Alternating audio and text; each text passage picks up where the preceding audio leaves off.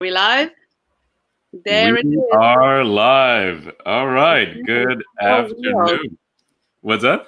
Hello, world. Yes, yes. Everybody out in the internet, the interwebs. Welcome. My name is Kofi Hayford, and I'm here with Radoslava Quinn. This is the inaugural episode of Diction Buddy One-on-One, and we're diving into one of the most unique languages in the operatic repertoire, and that's the Czech language. So this is our Singing in Czech podcast, hopefully a series of one of many. And so I'm very excited to sit here with Radoslava Quinn. I'm going to give you a few minutes for people to trail in as people might be a couple minutes behind. So we'll give it maybe 1 or 2 minutes and then we'll really dive into it. Sounds good. Happy Sunday, happy Father's Day to all the fathers out there. Oh, yeah, that's right. I actually got to speak to my dad a little this morning, so that was nice. Oh, that's nice. He's in Ghana, so he's 4 hours ahead. So I was up super late this morning at like 3 a.m. I was like, oh, well, it's probably around 7. So let me call him and see if he's up. Yeah. And, he's an early riser. So we had a nice conversation. That's not a bad difference, 4 hours. Yeah, it's manageable. Yeah. It's not like Russia, which is, I think, 9 hours, which is pretty difficult to manage. But okay, we got some people trailing in. We have about 7 people here. Wonderful. We'll give one more minute and then we'll get started. Okay. Yeah. So you're out in Texas, right? In Texas, yeah. Northeast, we're about 20 minutes from the Louisiana border, so it's not the typical humid weather out here. Mm-hmm. And no desert, so it's actually very, very green. A lot of old forests, and very, very nice weather. Although it does get very hot in the summer. So, as it should be. Growing up partially in Ghana and Egypt and South Africa, the weather there is just super, super hot all the time. But that's exactly how I like it. So, okay. Excellent then. So long as we have some body of water somewhere, right? Yeah. Well, my family's from the coastal area in Ghana, so we're right on the good. On the ocean actually. So nice. Yeah. Okay. Well, let's jump into it. So, guys, thank you for joining us. As I said earlier, my name is Kofi Hayford. I'm one of the co-founders of DictionBuddy, and our mission at DictionBuddy is to make the music of the world more accessible to everyone. By making the language aspect of studying these beautiful pieces of music much easier. And one of the wonderful people we have helping us is Radoslava Quinn, who is our expert in the Czech language. So Radoslava, please just introduce yourself, say hi. And hi, everyone. I am Radoslava, and I joined DictionBuddy how long ago?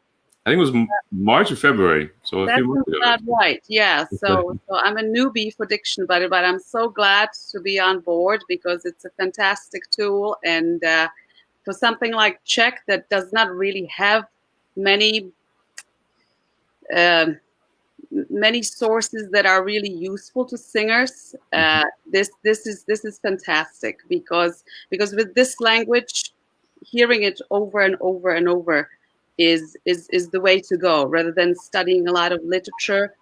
It's a very language with very different intonation to what singers are used to. And even though the vowels are open, again, the intonation is so backwards that hearing it is really vital. So I'm very glad to be on board with DictionBuddy, who zooms in exactly on that. Yeah. And we have few pieces available for everyone, and then of course if anybody needs to learn an entire role, I'm here. Wonderful. Yeah, so actually, let's take a minute and just talk about your background and where you've done some work with Czech diction in the U.S. or internationally.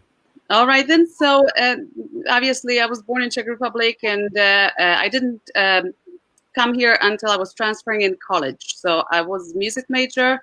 I have a degree in actually flute performance. So I'm an instrumentalist originally.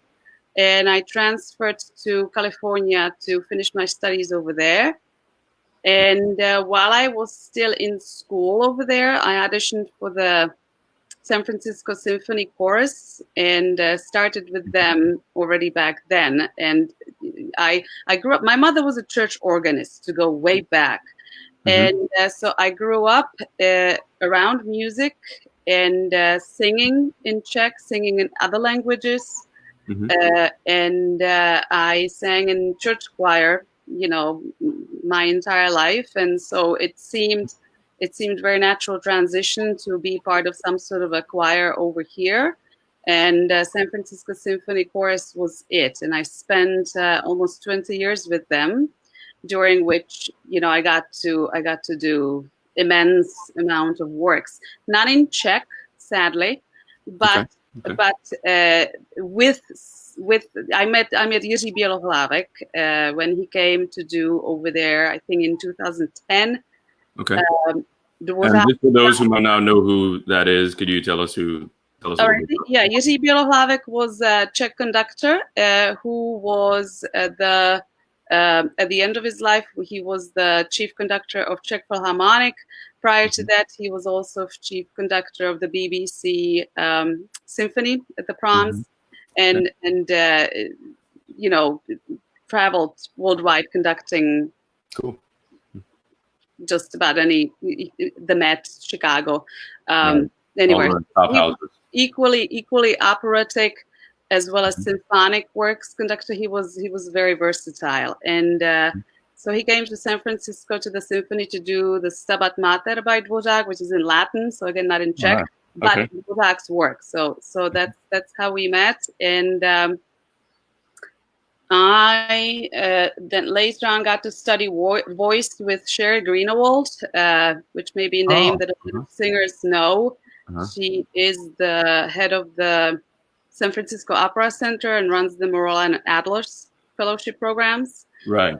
And so there came a day when she was looking for a Czech coach for the Adlers, because the older gentleman who used to coach in San Francisco Opera was not available, to make long story short. And she, I said, maybe I can try that. She said, "Oh, your English is so good, I forgot you speak another language." And so I created a syllabus for them, and I kind of presented it to her, and in we went with the kids. So I got the Adlers ready for Jenufa, and then when it came 2 weeks before the production began rehearsing, again, the older gentleman, the opera couldn't get hold of him. There were problems, and so they gave me the entire production, and Jiří Bělohlavek was the one conducting that. Wonderful. So all the worlds met, and I by then was also singing with the San Francisco Opera Chorus, so the company knew me as a singer already, and so it was a great home to get to do all this. And so I knew how the company works, I knew how the singers work, and presenting Czech to them, I tried to tie it into as many things as singers know, such as Italian, German, or French, mostly Italian, because Czech sits in a very similar place and all the vowels are open. So to connect it to something they already know and be able to explain it to them, basically became my coaching thing. That's very good. That's in short. Thanks for that background. So as you were going through the process and teaching these people that were totally unfamiliar with Czech, what were some of the common threads you saw in terms of the challenges they had as people who are new to the language? Okay, so when we started with the Adlers, that was for all of them, I think it was their introduction to Czech. So we started with Czech classes every day for 3 weeks. So they had a crash course in that. And my goal for that was for them, obviously, not to master the language in all aspects, but to be able to read any text that's put in front of them, to know the rules of pronunciation and be able to navigate it in the text. Right. So the biggest pitfalls are the stresses. Where the stresses are in Czech is opposite of Italian. So that reprogramming was one of the biggest things that they had to master. And then, of course, we've got some funky consonants that no other languages have. So give them recipe for that and have them practice that for hours on end. No, I'm just joking. But they did have to find the space for that, which was new. But fortunately, Czech is very predictable, and once you get few rules down, you can really count on them. And so, sure enough, by the end of the 3 weeks, they were really ready to read any text that was put in front of them, knowing what the rules are. Not necessarily knowing what it means, but you learn that with every role. And some, I think 4 of them were in Jenufa, 4 of the Adlers as well. So when the production started rehearsing, they were ready to go, because I also coached those that were involved in Jenufa. I coached them on all of their roles. And so they were in good shape by the time the production opened. And of course, some of the principals had done their roles before, so they were, especially Karita Matila. Her Czech is fantastic. Oh, what was her name again? Karita Matila. Okay. That sounds like a Czech name, but I'm not sure. She is Finnish, I want to say. Finnish. Okay, interesting. Yeah. And Malin Bistrom was Jenufa. She is Swedish, and her Czech is also fantastic. So I with these singers, I had to do actually minimal work, but that's refreshing rather than the rule. Right. That's more of a surprise, right? So would you say then that if you have Finnish or Swedish or some of these maybe Nordic, Scandinavian languages, it makes it a little bit easier, or Slavic languages, it makes it a little bit easier to stop and learn in Czech? Okay, I found this on the web. Sorry, Siri gets a little hyperactive. Indeed. Siri or Alexa, right? And I think that when singers find native speaking sources, especially in Europe, to learn their roles, they are in much better shape. Okay. Makes sense. And that's easier to find. You have more access to it there. Yes, more access to it over there. And also, when you are part of a production where the conductor is Czech, the culture amongst the singers is also very different. Okay. Interesting. There's a comment here that Iris put up, just saying that Czech has similar words to Serbian, which she speaks. Okay. Has that been your experience? I've not worked with Serbian at all, but given that it's a Slavic language, I would imagine so. They may be pronounced slightly differently. I don't know. I don't want to set my boundaries, but all Slavic languages have certain things in common. Yeah, common threads. That makes sense. All right. So, how about this? What would you say are your favorite works in Czech? All right. So me being an instrumentalist, there is quite a lot of them that are symphonic in nature, like Mahler's works and Dvořák symphonies. But if we're talking opera and vocal works specifically, I would have to go with Dvořák's Rusalka and Janáček's Jenufa. That's an incredible. Sure. The score is wrenching and frankly emotionally really hard to do. And I heard from people that sing Jenufa that once they have children, it's really, really hard show to do.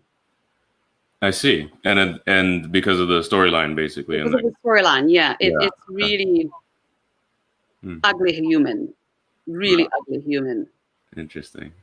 So you've coached Rusalka, I'm sure, in productions and I've coached multiple Janáček productions between San Francisco and Seattle Opera, and I've coached Rusalka by Dvořák. Yeah. So from Janáček, I've done Věc Makropoulos, Káťa Kabanová, and Jenufa as an entire production sort of work. And then I worked with individual singers in London, over here in the States. Mm-hmm. And I think that's it. Nice. Okay. Good stuff. Can you tell us,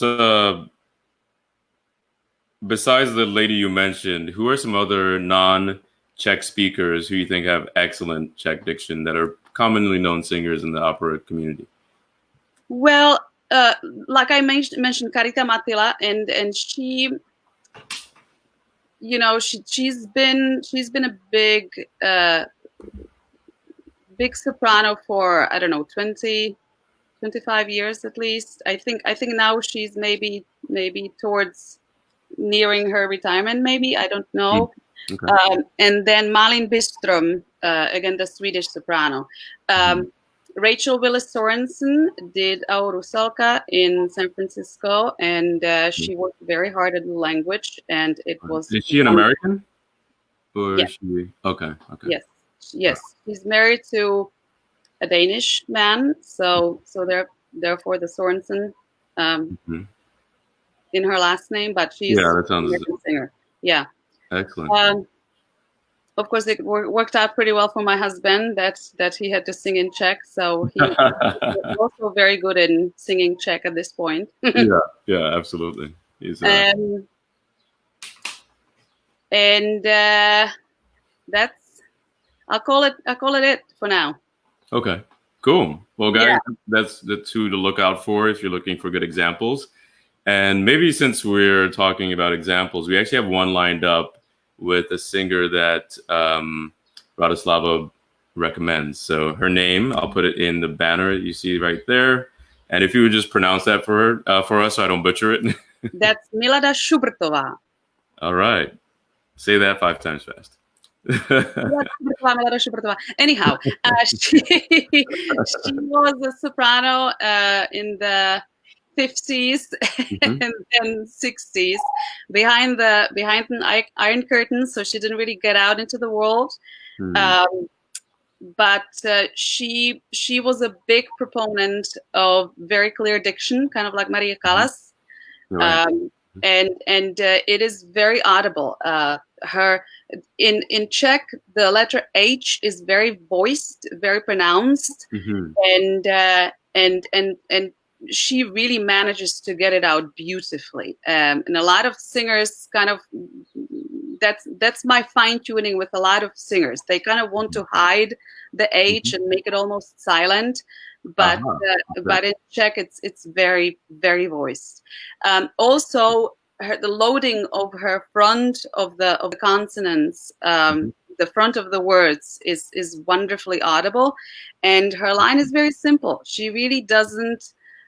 She doesn't put her stamp of artistry on there. She just kind of lets Dvořák do what Dvořák wrote. Right. Yeah. And it's simply beautiful. So let's hear her. Excellent. Yeah, let's roll that footage.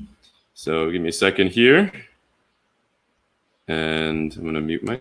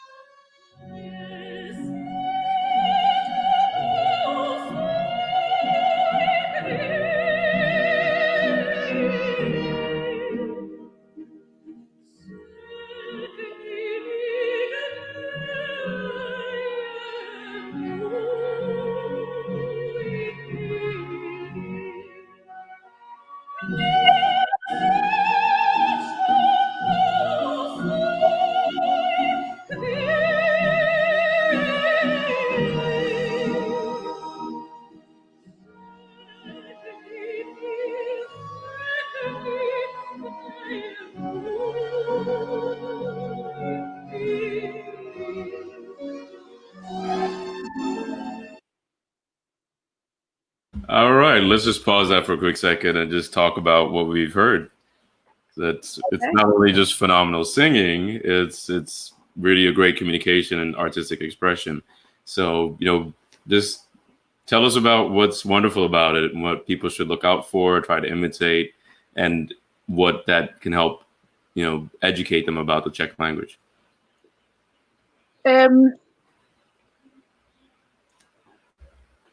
Where to start? Okay, so it's her text. I think it won't be clear unless you try to actually read the text and pronounce the text, because Let me pull that up. Then actually, I can pull up the text. Yeah, then it's blatantly obvious that she sings exactly what you hear, and you can pick it out very easily. Sounds good. Let me send a. Give me 1 second.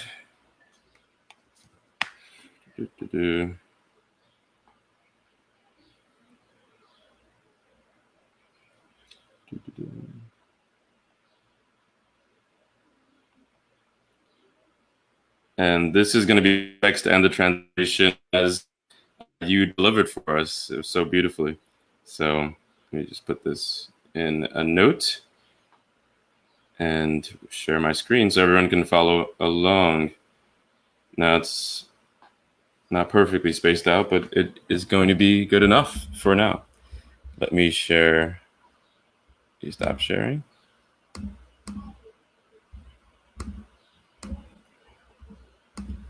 Okay, my entire screen I'll share. Now we go here. There we go. Okay, so. What I see. So, you know what? I think I'm going to have to pull out my own text because the text on my screen is so tiny that really? my old eyes can't read it.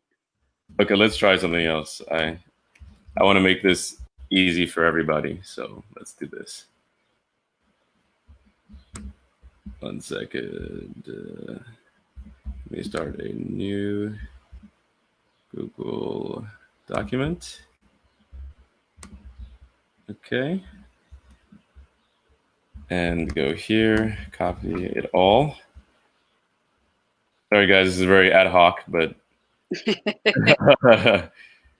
I think it'll work out better for everybody. So now I'm going to make the text a little bit bigger so it's legible.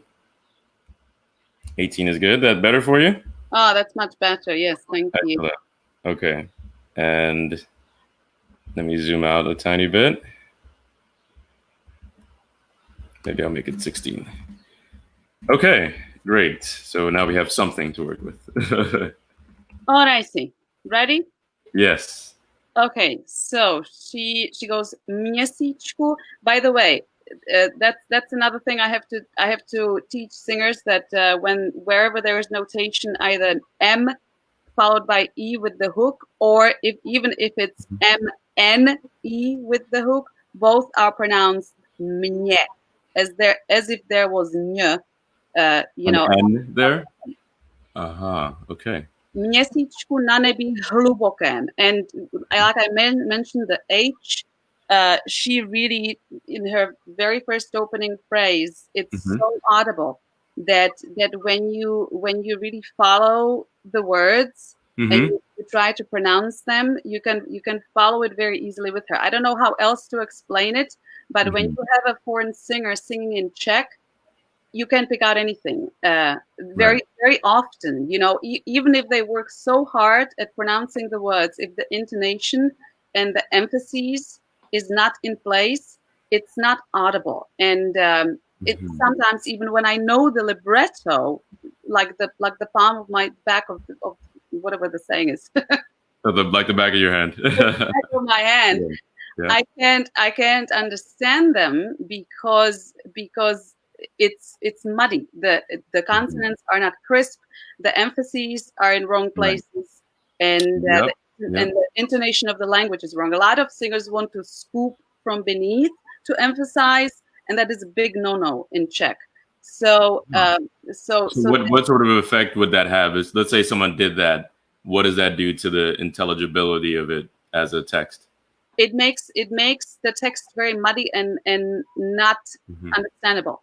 It makes it muds it up to a point where you can't pick out what the person is trying to say. Interesting. Okay.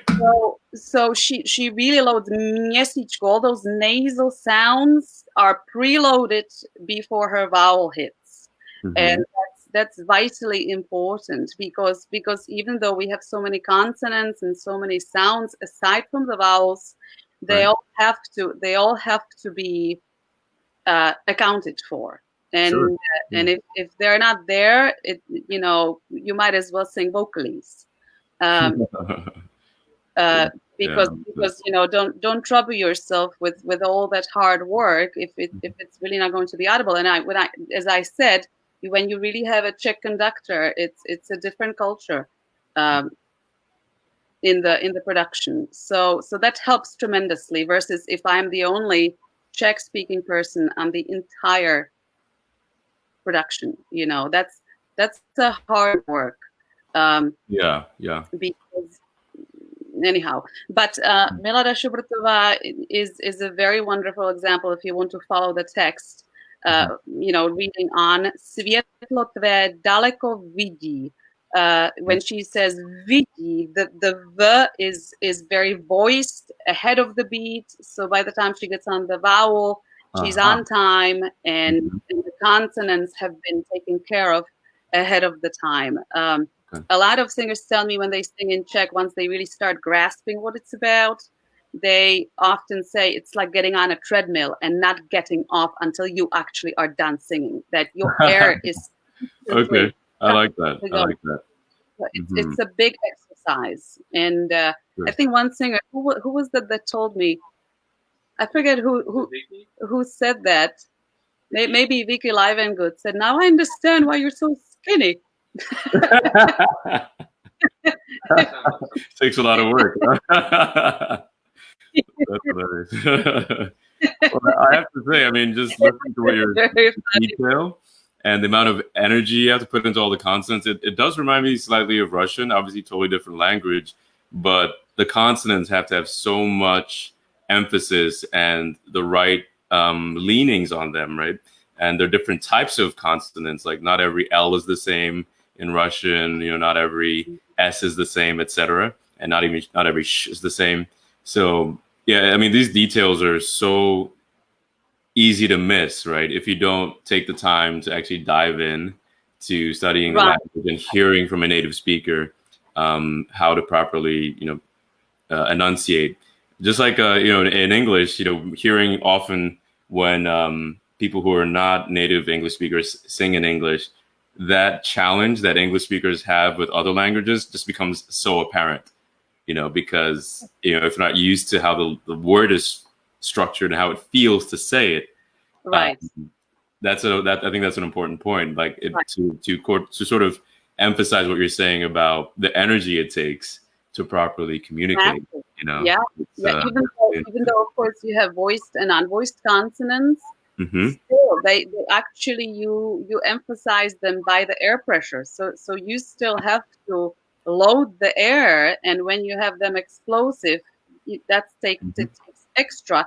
And when you have the dull ones, the unvoiced ones, that it actually communicates through the dullness is created through air pressure in your cavity. So the air is constantly on the move and constantly has to be on the move and constantly supported. Otherwise, it's going to be very flat and muddy. Kind of like German in a way. They have very sharp consonants as well. Yeah. And if you're not crisp, it's muddy. Yeah, sure. That makes 100% sense to me. Unfortunately, comparing to Russian, Czech is a lot simpler in a way that we don't have the variations of the L, of the sh.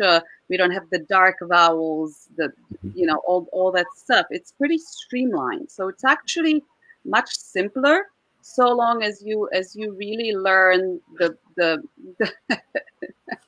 my husband. So long as you learn the roadmap to what happens in what combination. Right. Then you can really read anything that's in front of you. So yeah, actually going further down that road, you had mentioned earlier in the podcast about like some basic rules. Can you how many rules would you say there are if you were going to summarize it? No, how I many rules would you say there are? don't give singers more than 10. Okay, so, that's manageable. It's not that many, yeah, and you can really count on them, Sure. So like loading of the front of the word. Even if you have somewhere down the road longer vowel, yeah, like in in Janacek's last name, the emphasis is on the very first syllable. It's Janacek, papa. Even yes, so everybody wants to emphasize the long vowel, but that's not where the emphasis is. It's on the first syllable. And that's one of the rules that you can count on no matter what. The emphasis is in the beginning. No matter what, pretty much. And if you have a preposition, then you kind of you get the preposition with the word, and that gets emphasized. But long short vowels, that's another difference. I give them really pay attention to the long short vowels, and that's that's a big clarity in the language you can have. But really overall, I don't give the singers more than maybe 10 rules, and off they go. And of course, we read through their texts, and like Dr. Kolenati in Viets Makropoulos, poor devil, he's got paragraphs. Hold on, can you say that one more time? That was very fast. Was it? I didn't quite hear what you said there, but the Dr. Kolenati, which is a character in Viets Makropoulos, he's the attorney in the beginning. Okay. And he's got paragraphs and paragraphs of text that move on so fast, go by so quickly. He's up on a ladder and he has to spit it out at a lightning speed. So that's a wicked role. And we had Dale Travis for that, who's done it with Yuri in the past. So he had his baptism by fire. And but still we had to kind of section the text for him and figure out what are going to be his points of arrival to kind of break it down so he can grasp going to where and make it audible, even though it's going so fast and there's so much of it. So that's one of the hardest things I've come across for anyone to undertake. That role is wicked. Interesting. Well, is that a bass role or a tenor or baritone? Bass. The bass role. Oh boy. So I guess I better get started learning it, huh? Yeah. Sounds good. All right, let's go back here for a second. Check the comments if there are any questions. Let's get into some of the questions in the chat. Okay? So, do singers come to you to learn operatic arias, art songs, or oratorio? And what help do singers ask for the most? That's a good question. Yes, basically any Czech texts that singers need to learn, I'm happy to help them. I have coached single arias in the past or entire roles. Basically, the singers that come to me want to really want to really hone in their craft to a point where they sound native.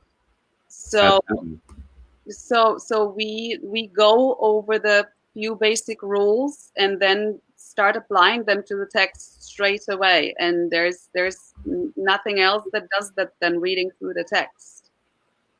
Excellent. All right. So in the theme of reading through the text, can we have you read a little bit for us of the Song to the Moon? Just the first few lines, just so people get a sense of how it sounds. So let me pull that up and share my screen one more time. And I won't stop and talk this time. Yeah, hold on. I want to edit this share screen. 1 second.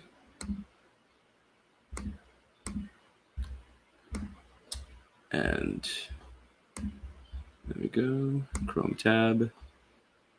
Boom. Okay, so we have it up now. Wonderful. Yeah, so let's do a quick reading, yeah. Okay. Měsíčku na nebi hlubokém, světlo tvé daleko vidí. Po světě bloudíš širokém, díváš se v příbytky lidí. Po světě bloudíš širokém, díváš se v příbytky lidí. Měsíčku, postůj chvíli, řekni mi, kde je můj milý. And then it repeats, right? Mm-hmm. Yes.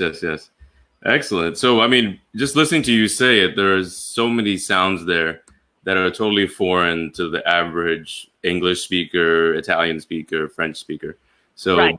Could we go back real quick to like this? I just highlighted the pretty, I don't, I totally butchered that. But when I highlighted it, can we do that and just demonstrate it, another one for us quickly? Díváš se v příbytky lidí. So that is one of our special consonants that really no other language has, the r, which I call it the ugly cousin of the rolled R. And, and we, whenever we coach with singers, I try to sort out first how they roll their R's, and then we build this consonant on their rolled R. So that's how I work with that. And I try to move away from the old concept of it being a combination of r and j said really fast together. Mm-hmm. I don't want singers to think it's a two consonant combination type of a thing, because then they will be saying r, and that is not Czech in any shape or form. Right. So I give them tools for their own personal operettas, depending on how they roll their R's. We can build on that, and off we go with that. Excellent. We have another comment from Beth, who says, I'm hearing a lot more portamentos than today's singers are using. Is this something we should be cultivating, or is it out of date? I think that's just personal musical style. And again, that recording was from 50s. So musical preferences might have been, slightly different back then. Mm-hmm. And different bravura. But the language is very clear and audible, and the line is very simple. And, I'd say whatever then your musical preferences are, how you want to structure the architecture of the line really is up to you. Mm-hmm. But that doesn't necessarily have to do anything with the language. Got it. Okay. Sense? Yeah, that makes sense. Okay. Another question. How many vowel sounds are there, and are they similar to Italian vowels? I think the second part I think you've answered, but the first part. Actually, they're very similar to the Italian open vowels only. We don't have any closed vowels. All the vowels are open. So it's A, E, I, O, U. That's all you've got, which is another one of those 10 rules I tell singers. That really isn't any science about the vowels, so long as they're very clear and open. So I always ask for really, really open O and really audible U. A lot of singers want to kind of diphthong O and U into some sort of a more of a closed O with O in between. So I usually tend to ask for clarification of the O's and U's, and that's it. Really, we don't have closed E's, closed. Yeah, it's all open and in the same place as open Italian vowels. So that actually makes it very friendly. Awesome. You had mentioned something about nasality. Does that apply more to consonants or vowels? And can you expand? That's all consonants. Yeah. So like in Italian, ogni, that's very nasal, right? Mm-hmm. And we have the same sound ñ in Czech. So I just compare it to Italian word that has that, and off we go. Very good. Awesome. All right. I don't think we have any more questions from the chat. Any questions from the audience? Feel free to put those in your comments, and we'll get to them. Let me ask you this: do you have a funny story about Czech pronunciation where someone was trying to say one word, but then by mistake something said something totally different, which is, inappropriate or funny. Yes, I love stories like this. My husband, when Oh, really? we were working on Katja Kabanova in Seattle, he has a line that goes, "Nějaká dívka řekla mi na ulici," and there he's laughing. And instead he's saying "Nějaká děvka řekla mi na ulici." So he changed the vowel from dívka to děvka. Okay. And one means girl, and the other one means whore. I love it. That's great. No matter what mistakes you make, this one is one that you have to correct. Oh, absolutely. Change the context just slightly. Oh dear, just slightly. All right. Well, this has been fascinating. This has been fun. Guys, as you see the comments or the banner on the bottom there, if you'd like to contact Radoslava for any coaching, that's her email address. In addition to that, you will be able to find her expertise in our app, which will give you sort of a one-way, coaching, training, I guess, sort of thing, where you get to hear her demonstrate for you and can practice on your own. But nothing quite, is able to match working with her directly, which we would highly recommend. So we have another question, actually. Yes, can you talk about vowel combinations such as OU? How do you pronounce both vowels? Okay, that's a very good question as well. And a lot of English-speaking singers want to make it into a diphthong. And there is no such thing in Czech. There is no diphthong. So we would pronounce it, let me think of an example. Dlouho. We have OU in the beginning of the word, and here OU. So there's no dlouho or any kind of morphed one vowel.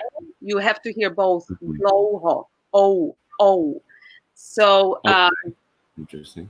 I can't hear. I can think from the top of my head of other vowel combinations, but basically, when you have two vowels next to each other, you pronounce them both very clearly and openly. There's no diphthongs. Okay, interesting. So, you would want to hear distinct sounds instead of like lone or tone, as you would see here in English.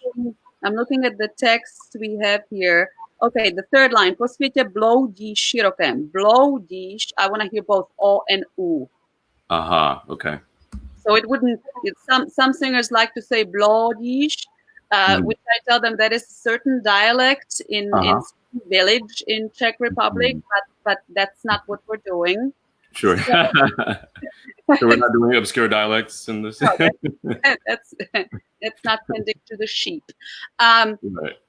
So both vowels have to be audible and clear, and the line is slow enough for them to be both exhibited. Po světě bloudí širokém. So you would add the U towards the end of your rhythmical value in that line.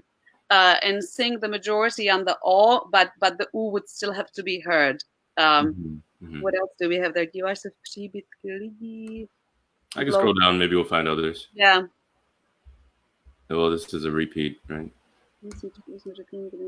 Yeah. I don't see any two vowels there.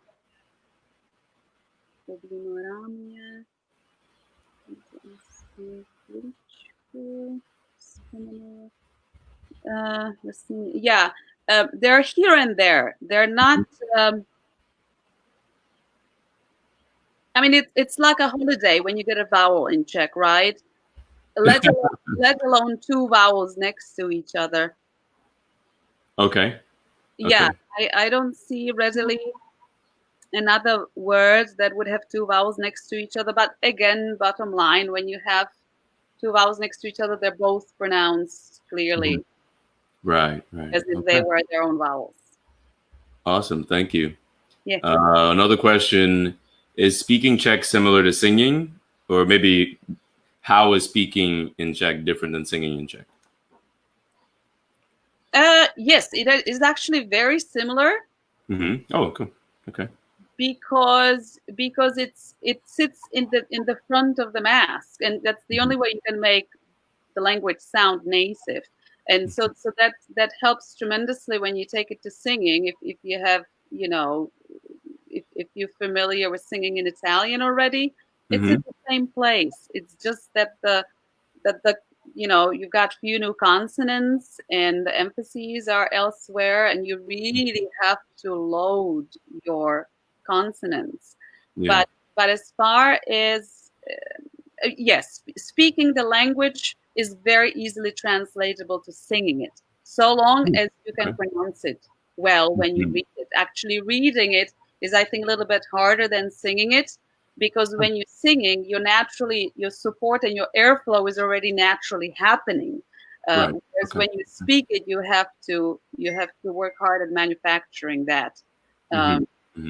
So I think it's actually easier to sing it than it is to speak it. Well, that's that's something you never hear. You would think. Exactly. Yeah, So again, that's so counterintuitive. Yeah, if you can pronounce it well while reading it, you are golden. You are set to go. Excellent. Another question from Kinnared. Yeah, go ahead. Could you please talk about how CH is pronounced in Czech? The CH sound? Absolutely. It's h. It's kind of like it's not the hard like in German, and I know they have a number of versions of that. Yeah. Let's find a word in our oratorio. Let me find. Yeah, I'll scroll. Let me know when to stop scrolling. Hold on, just a sec. Here? No. No. Okay. Those are h. Okay, let's go up. Okay, here. Maybe this. Yes, there you go. Postuj chvíli. So the h is basically the unvoiced version of the h. So the h and h are the voiced and unvoiced partners. Sorry. So h has a lot more voice and vehemence. Sh is basically just like hissing cat. Wow. It's not in the front. It's more with the middle of your tongue. I still hear ch on you, Kofi. So you don't do that with the tip of your tongue. You do that more with the middle of your tongue. Sure. Hello. That voice I feel like I'm so uncoordinated. But so měsíčku postuj chvíli. Okay. That's certainly something I have to take as homework and get back to. You would contact me at this point for private coaching. Yeah. And there's her contact information if you want to work on that. But yeah, exactly. But yeah, it's not voiced. It's just kind of like hissing kitty cat. And depending on where it is, if it's in the beginning of the word, chvíli. Yeah, the ch is just air, and the voice starts on the v. Chvíli. Okay. I'll take it for now. You'll take it for now. Okay, that's zero practice. So if it were sounds good. Oh, we have another question. Beth is asking, is the CH like ichlaut or achlaut? It's hard to hear. And someone is Emma's suggesting sounds more like the ichlaut. The ichlaut, I guess. It's not that closed. It's not what? Ichlau sounds more compressed and closed and more like sh almost, or sh. Okay. I want it dull. Yeah. You can do that. Make it easier. Yes. Yeah. Okay. Oh, interesting. Ach. I think it would be more like ach. Ach. Yeah. It doesn't quite get guttural. How do you pronounce Bach? Ach. How do you pronounce Bach? Johann Sebastian Bach. Bach. Yeah, that's closer. It's not closer. Not that throatal, but it's just unvoiced hiss. That's it. Interesting. Yeah. Emma says it's sort of like in between, because you said it's more like middle of the tongue, and that's not really easy. You use the back and the front, but the middle is, it's almost like you have to fatten your tongue and lift it to touch your palate to be able to make the sound, which is not something we normally do. That's it. So that's something unique to the Czech language, it sounds like. That's it. My husband, his cheat word for the ch is Loch Ness Monster. Loch Ness. Loch Ness. Oh, actually, that's, okay. That helps. There you go. I like it. All right. Any more questions, guys? Feel free to pop it in the comments and we'll address it. But we're getting to the top of the hour now. Or is it at the bottom? I can never tell. No, don't ask me. My English is broken. Well, thank you guys for showing up. We appreciate you guys tuning in. So, all right. In conclusion, Czech is definitely one of the most unique languages, and due to some of the unique challenges in singing in it, I think some of the repertoire doesn't get as much attention as it should. With the first time I heard the song "To the Moon," I was blown away. It was one of the most beautiful pieces I've ever heard, and when I found out it was in Czech, it explained why I probably hadn't heard it before. And, so, one of our missions at DictionBuddy is, as I said in the beginning of this, is to make the music of the world more accessible. And if you have the access to the expertise, even in the way we provide it, which is one way it's not interactive, but at least it trains your ears a little bit to be familiar with what a native speaker would do with the text and with the language. So we hope that those of you who are familiar with us will spread the word about this podcast and let others know that we're putting on this sort of a series to dedicate time to these sort of seemingly obscure, but things that deserve more attention. So thank you for your time. Thank you, Radoslava, for being a wonderful colleague and expert in this business, championing some really beautiful repertoire. And as you can see, you can contact her at the email address below. I'll leave that up for you guys. And just to summarize, this is DictionBuddy.